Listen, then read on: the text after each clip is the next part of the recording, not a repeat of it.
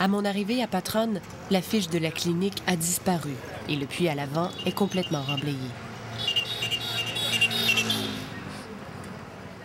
À l'arrière, une femme a pris possession du deuxième puits pour y cuire ses aliments. Cette femme est Pooja Verma.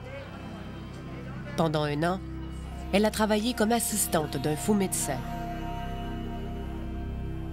Un militaire à la retraite, recyclé en avorteur. Jour et nuit, quand je vois le puits, je ne peux retenir mes larmes. Je ne sais pas combien de fœtus il a acheté là-dedans.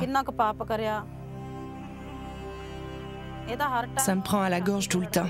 Mais de voir que vous êtes venu de si loin me fait penser que si je ne vivais pas ici, je ne vous aurais pas rencontré.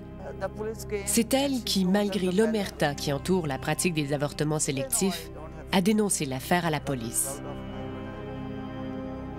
Malgré les curieux de plus en plus nombreux qui nous entourent, et surtout des menaces dont elle est victime depuis qu'elle a dénoncé son ancien employeur, la sage-femme refuse de se taire.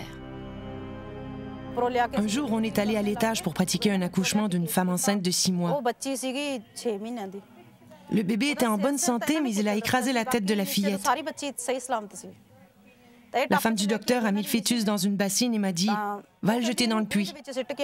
Je leur ai dit que je ne ferais pas ce genre de travail. C'est à ce moment que les choses ont commencé à mal tourner.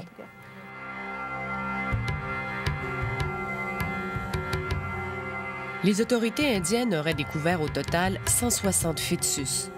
Tout porte à croire que le faux médecin et sa femme ont tenté de faire disparaître les preuves de leur crime en versant des produits chimiques sur les dépouilles.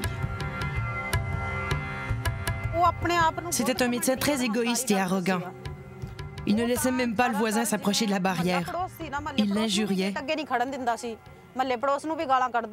Quand il s'assoyait avec moi, il me disait en plein visage «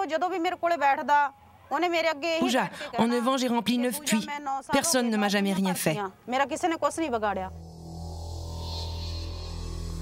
Pritam Singh et son épouse sont en prison où ils attendent un procès qui pourrait leur valoir jusqu'à 10 ans d'incarcération.